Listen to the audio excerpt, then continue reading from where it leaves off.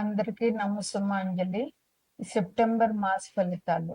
ఈ సెప్టెంబర్ నెలలో వివిధ రాశుల వారికి ఎలా ఉంటుంది? అంటే ఫలితాలు ఎలాగుంటాయి? ఫలితాలు మంచిగా ఉంటాయా? లేక కొంచెం ఇబ్బందికరంగా ఉంటాయా? అనే విషయం నేను ఇప్పుడు చెప్తున్నాను. మనకి ఆగస్ట్ 24 నుండి సెప్టెంబర్ 21 వరకు భాద్రపద మాసం మొదలైంది. భాద్రపద మాసంలో మనకి ముఖ్యంగా వచ్చే పండుగ ఏంటంటే వినాయక చవితి. అది ఆగస్ట్ నెలలోనే జరిగిపోయింది. ఆగస్ట్ 27 వినాయక చవితి. ఆగస్ట్ 27 నుంచి గణేష్ నవరాత్రులు మొదలైనాయి. అది ఎప్పటి వరకు అంటే 6వ తారీఖు సెప్టెంబర్ 6వ తారీఖు వరకు గణేష నవరాత్రులు జరుగుతుంటాయి. ఆరో తారీఖున అనంత పద్మనాభ చతుర్దశి. ఆ రోజు గణేష్ని నిమజ్జనం చేస్తాము. అయితే సెప్టెంబర్ నెలలో వచ్చే ముఖ్యమైన విశేషాలు ఏంటంటే సెప్టెంబర్ 5వ తారీఖు ఉపాధ్యాయ దినోత్సవం, టీచర్స్ డే. ఆ రోజు పిల్లలందరూ కూడా గురువుని పూజించి గురువు ఆశీర్వాదాలు తీసుకోవాలి. 6వ తారీఖు అనంత పద్మనాభ చతుర్దశి మరియు గణపతి నిమజ్జనం. 7వ తారీఖు సంపూర్ణ చంద్రగ్రహణం. ఆ రోజు ఈ సంవత్సరంలో వచ్చే మొట్టమొదటి గ్రహణం సంపూర్ణ చంద్రగ్రహణం. ఇది మన ఇండియా కూడా ఉంటుంది. ఎప్పుడంటే సంపూర్ణ చంద్రగ్రహణం ఇది రాహుగ్రస్తమైనటువంటి చంద్రగ్రహణం.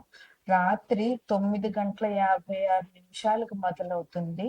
తెల్లవారుజామున 1:26కి రిలీజ్ అవుతుంది. అంటే అంతసేపు ఇంచుమించుగా 3:30 సేపు ఈ గ్రహణం ఉంటుంది. ఇది శతభిష నక్షత్రంలో ఈ గ్రహణం పడుతోంది కనుక పూర్వభద్ర వాళ్ళు, శతభిష నక్షత్రం వాళ్ళు ఈ గ్రహణం చూడకూడదు. అంటే కుంభరాశి వారు, మీనరాశి వారు ఈ గ్రహణం చూడకుండా ఉండడం మంచిది. గ్రహణం అయిపోయిన మరుసటి రోజు వారి శక్తి కొలది దానాలు ఇవ్వడం చాలా మంచిది. ఇక సెప్టెంబర్ 22 నుండి అక్టోబర్ 2వ తారీఖు వరకు దేవీ నవరాత్రులు. ఇది చాలా విశేషమైన అమ్మవారి పూజ, అందరికీ తెలుసు. ఈ నవరాత్రులు కూడా ఇంచుమించుగా ఈ మాసంలోనే పూర్తి అయిపోతున్నాయి. ఒక 2 రోజులు మాత్రమే అక్టోబర్లోకి వెళ్తున్నాయి. 22 నుంచి మనకి బాలా త్రిపుర సుందరి గాను అమ్మవారి 9 రూపాల్లో మనకి పూజ చేసుకుంటాం. బాలా త్రిపుర సుందరి, గాయత్రి, అన్నపూర్ణ, మహాలక్ష్మి, మహాసరస్వతి, దుర్గా, మహిషాసురమర్ధిని, మళ్ళా రాజరాజేశ్వరి, ఇలాగ 9 అవతారాలుగా అమ్మవారిని పూజించుకుంటాము. అయితే 9వ తారీఖు సరస్వతీదేవి అవతారం. ఆ రోజు సప్తమి అయింది, మూలా నక్షత్రం అయింది కనుక సరస్వతీదేవి అవతారం అమ్మవారికి ఉంటుంది. అందుకని విద్యార్థులందరూ కూడా సరస్వతీదేవిని పూజ చేసుకుని అమ్మవారి దర్శనం చేసుకుంటే మంచి వారి విద్య ఎటువంటి ఆటంకాలు లేకుండా వస్తాయి. ప్రజలందరూ కూడా ఈ నవరాత్రులు చేసుకోవడం వల్ల అమ్మవారి అనుగ్రహాన్ని మనం పొందుతాము. ఇవి ఈ నెలలో విశేషంగా వచ్చేటటువంటి పండుగ. తదుపరి రాశి వృషభ రాశి. వృషభ రాశికి అధిపతి శుక్రుడు. వృషభ రాశిలో కృతిక 2, 3, 4 పాదాలు, రోహిణి 4 పాదాలు, మృగశిర 1, 2 పాదాలు ఉంటాయి. వృషభ రాశిని లగ్నంగా చేసుకుంటే ద్వితీయంలో అంటే మిథునంలో గురువు ఉన్నారు, కర్కాటకంలో శుక్రుడు ఉన్నారు, సింహంలో బుధుడు, రవి, కేతువు ఉన్నారు, కన్యలో కుజుడు ఉన్నారు, రాహు ఏమో కుంభంలో ఉన్నారు, శని ఏమో వక్రించి మేనంలో ఉన్నారు. వీరికి వృషభ రాశి వారికి ద్వితీయంలో గురువు ఉన్నారు కనుక గురువు మంచి ద్వితీయం అంటే మాట, ఆరోగ్యం, ఆహారం, ధనం, ఇవన్నీ ద్వితీయాన్ని సూచిస్తాయన్నమాట. గురువు ద్వితీయంలో ఉన్నారు కనుక వీరు మంచిగా మాట్లాడడం, జనాలతో మంచిగా మాట్లాడడము, వారి మీద ఇది చూపించకుండా ఉండడం వల్ల మంచి ఫలితాలను గురువు ఇస్తారు. ఇక వీళ్ళకి వృత్తి, వ్యాపారం చేసే వాళ్ళకి చాలా బాగుంటుంది. ఏ వృత్తి వారైనా, ఏ వ్యాపారం చేసే వాళ్ళైనా ఈ మాసం వీళ్ళకి చాలా బాగుంటుంది. వీళ్ళకి ఎంత అయితే ఆశిస్తున్నారో, వాళ్ళు ఎంత ఆదాయం రావాలని అనుకుంటున్నారో అంత ఆదాయాన్ని వీళ్ళు పొందగలుగుతారనమాట. అంటే ఆర్థికంగా వీళ్ళకి చాలా బలంగా ఉంటుంది ఈ మాసంలో అని చెప్పవచ్చు. ఇంట్లోనూ మీరు కొన్ని మార్పులు చేసుకుంటారు. అంటే ఉన్న ఇంట్లోనే కొంచెం కరెక్షన్స్ లాంటివి అంటే మంచిగా ఏమైనా మార్పులు చేసుకోవాలి అని అంటే పాత ఎప్పటి నుంచో అనుకుంటున్న మార్పులన్నీ ఈ నెలలో మీరు చేయగలుగుతారనమాట. ఇంకా ఆత్మీయుల నుంచి మీకు ఇష్టమైన వాళ్ళ నుంచి మంచి తీపి కబురు ఒకటి మీకు వినే అవకాశం ఈ మాసంలో ఉంది. ఇంకా స్వగృహం కొనుక్కోవాలని ఎవరైతే అనుకుంటున్నారో వాళ్ళకి ఈ మాసం బాగుంది. ఆ ప్రయత్నాలు మీరు ఈ మాసంలో మొదలు పెట్టవచ్చు. అయితే ఇంత చేయడం వల్ల శ్రమ, అలసట ఇవి చాలా ఎక్కువగా ఉంటాయి.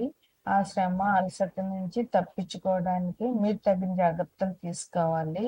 అలాగే బలహీనంగా కూడా ఉండే అవకాశం ఉంది. అందువల్ల వీక్నెస్ రాకుండా తగిన మందులు లేకపోతే ఆహారాలు అవన్నీ తీసుకోవడం చాలా అవసరం. ధనం బాగుంటుంది. విద్యార్థులకు కూడా ఈ మాసం చాలా బాగుంటుంది. వాళ్ళు అనుకున్నవి సాధిస్తారు. చదువు మీద శ్రద్ధ పెరుగుతుంది. చదవగలుగుతారు. క్లాస్లో కూడా మంచిగా ఫస్ట్ ర్యాంకులు సాధించడానికి అవకాశం ఉంది. కుటుంబం విషయంలో చూస్తే కొంచెం బాగానే ఉంది. కానీ ఎందుకైనా సలహాలు పరస్పరం సలహాలు సంప్రదింపులు చేసుకుని కుటుంబంలో ఏ విషయమైనా గొడవలు రాకుండా చూసుకోవాల్సిన అవసరం ఉంది. మీరు కొత్త ప్రాజెక్టులు ఏమైనా మొదలు పెట్టాలి అని అనుకుంటే ఈ మాసంలో ఆ కొత్త ప్రాజెక్టులు పెట్టడానికి మంచిగా ఉంది. అందువల్ల కొత్త ప్రాజెక్టులు మొదలు పెట్టుకోవచ్చు. ఇంకా పిల్లలతో బాగా గడపండి. పిల్లలతో ఉంటే మనకు ఉన్న సమస్యలన్నీ తీరిపోతాయి కనుక మీ పిల్లల్ని దగ్గర పెట్టుకుని వారికి మంచి చెడు చెప్పడం, కనీసం వాళ్ళతో కొంచెం టైం స్పెండ్ చేయడము ఈ రాశి వారికి ఈ మాసంలో చాలా మంచిది. స్నేహితులకి మీరు మీ స్నేహితుల కోసం ఎన్నో మంచి పనులు చేస్తున్నారు. అలాగే చేస్తారు కూడా. మీ వల్ల వాళ్ళకి చాలా మంచి జరుగుతుంది. అందువల్ల స్నేహితులకు మీ మీద మంచి ప్రేమ, అభిమానాలు ఉంటాయి. మీకు ముఖ్యంగా చెప్పేది ఏంటంటే కృషి, పట్టుదల ఇవి చాలా అవసరం. ఈ రాశి వారికి ఈ మాసంలో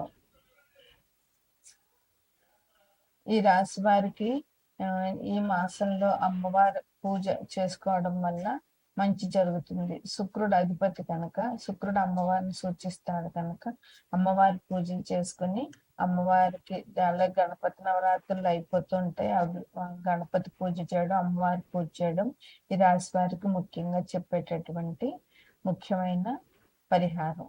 అంతేకాకుండా ఈ మాసంలో మహాలయ పక్షాలు వస్తున్నాయి. అంటే పెద్దలకు పెట్టడం అంటారు కదా, అది మాలయ పక్షాలు 8వ తారీఖు నుంచి మొదలవుతున్నాయి. అమావాస్య వరకు ఉంటాయి. ఈ లోపల మీ తల్లిదండ్రులకి, మీ ఇంట్లో పెద్దవాళ్ళు ఎవరైతే చనిపోయారో వాళ్ళందరికీ ఈ ఇంట్లో వీలైన వాళ్ళు ఆరాధన చేయడము, లేని వాళ్ళు దాన్ని బ్రాహ్మడికి బియ్యం అవి పప్పులు ఉప్పులు ఇచ్చేయడం మంచిది. అది ఈ మాసంలో తప్పకుండా ఈ కార్యక్రమం చేయడం వల్ల పితృదేవతల అనుగ్రహం మీకు లభిస్తుంది. ఆగస్టు 24 నుంచి సెప్టెంబర్ 25 వరకు భాద్రపద మాసం. సెప్టెంబర్ 22 నుంచి మనకి ఆశ్వేజ మాసం మొదలవుతుంది. ఈ సెప్టెంబర్ నెలలో వచ్చేటటువంటి విశేషం ఏంటంటే మొదటి 15 రోజుల్లోనూ గణపతి ఆరాధన ఉంటుంది. అది ఇంచుమించు 11 రోజులు. 11వ రోజున తప్ప మనం గణపతి నిమజ్జనం చేయము. ఇంకొక 4 రోజులు వదిలేస్తే ఆ తర్వాత నుంచి సెప్టెంబర్ పౌర్ణమి పాడ్యం నుంచి అమావాస్య వరకు పితృపక్షాలు అంటారు, మహాలయ పక్షాలు అంటారు. అంటే ఈ 15 రోజుల్లో విశేషంగా పితృదేవతల్ని ఆరాధించాలి. మన సంవత్సరం అంతా ఎవరికైనా తల్లిదండ్రులైనా అట్లా అత్తమామలైనా ఎవరైనా చనిపోతే వాళ్ళకి ప్రతి సంవత్సరము వారు చనిపోయిన తిథి రోజుని ఆరాధన అనేటువంటిది చేయాలి. అయితే ఈ ఆరాధన చేయలేని ఆ రోజు సంవత్సరం అంతా చేయలేకపోయినా ఈ మహాలయ పక్షాల్లో చనిపోయిన మన బంధువులు, మన మిత్రులకైనా సరే, మన బంధువులు తాత ముత్తాతల నుంచి ఎవరు చనిపోయారో వాళ్ళందరికీ కూడా ఆ రోజు ఈ మహాలయ పక్షాలు 15 రోజుల్లోనే ఆరాధన చేసినట్లయితే ఆ శాపం నుండి తప్పుకుంటాం. మనం ఎప్పుడైతే పితృదేవతలకి ఆరాధన చేయలేదో అప్పుడు పితృదేవతల శాపాలు మన కుటుంబాన్ని పట్టి పీడిస్తాయన్నమాట. అవి పిల్లలకు పెళ్లి కాకపోవడము, ఉద్యోగం రాకపోవడము, ఆరోగ్యం లేకపోవడము, ఇలాంటి కష్టాలన్నీ పితృదేవతలు కలిగిస్తాయి. అందువల్ల వాళ్ళకి కనీసం మన సంవత్సరంలో ఒక్క రోజైనా వాళ్ళకి ఆరాధన చెయ్యాలి. ఆరాధన కొన్ని జాతుల్లోనే ఉందంటే బ్రాహ్మణులు, వైశ్యులు ఇలా చేస్తారు. ఇక మిగతా కులాల వాళ్ళైతే దానికి దీనికి బ్రాహ్మణులకి స్వయంపాకం ఇస్తారు. అదైనా సరే ఈ మాసంలో చెయ్యాలి. ఈ 15 రోజుల్లో తప్పకుండా చేయాలి. మన దేవుడి పూజనే మానొచ్చు కానీ పితృదేవతల ఆరాధన మాత్రం మానకూడదు. వాళ్ళ వల్ల మనం వాళ్ళకి చేసినట్లయితే వాళ్ళు సంవత్సరం ఆ ఒక్కరోజు సంవత్సరం నుంచి ఆ ఒక్కరోజు వాళ్ళు ఎదురు చూస్తూ ఉంటారు మనం పెట్టే భోజనం కోసం, మనం ఇచ్చే వస్త్రం కోసం. అందువల్ల వాళ్ళకి మనం విశేషంగా తప్పకుండా చేయాలి. దానివల్ల మీకు వాళ్ళ ఆశీస్సులు పొందుతారు. మిమ్మల్ని మీ కుటుంబాన్ని వృద్ధిలోకి తీసుకొస్తారు పితృదేవతలు. అందువల్ల ఈ 15 రోజులు విశేషంగా చెయ్యండి.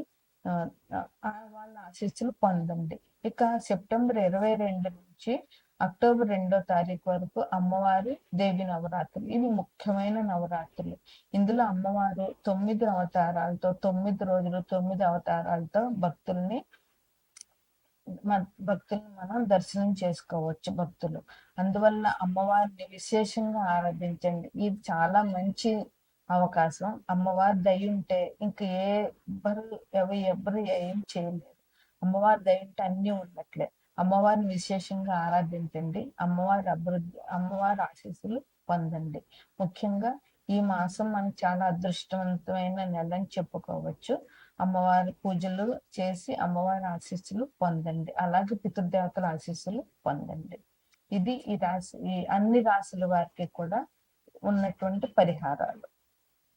ఇంకా ముఖ్యంగా సంపూర్ణ చంద్రగ్రహణం 7వ తారీఖున సంపూర్ణ చంద్రగ్రహణం వస్తుంది. రాత్రి 9:56 నుంచి రాత్రి 1:26 వరకు ఉంటుంది. అంటే ఇది మించుమించుగా 3:30 ఉంటుంది.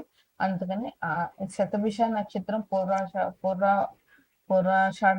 పూర్వభాద్ర నక్షత్రంలో ఈ గ్రహణం పడుతుంది కనుక ఈ 2 నక్షత్రాల వాళ్ళు అంటే కుంభరాశి, మీనరాశి వాళ్ళు చూడకూడదు. మరుసటి రోజు లేచి స్నానం చేసి ఇల్లు శుభ్రం చేసుకుని కడుక్కుని అప్పుడు తగినటువంటి పరిహారాలు మీ శక్తి కొలది మీరు బ్రాహ్మణ దానం చేసుకోవచ్చు. ఈ గ్రహణం రాహుగ్రస్త గ్రహణం పడుతుంది అన్నమాట. ఇది ఈ మాసంలో ఉండేటువంటి విశేషాలు.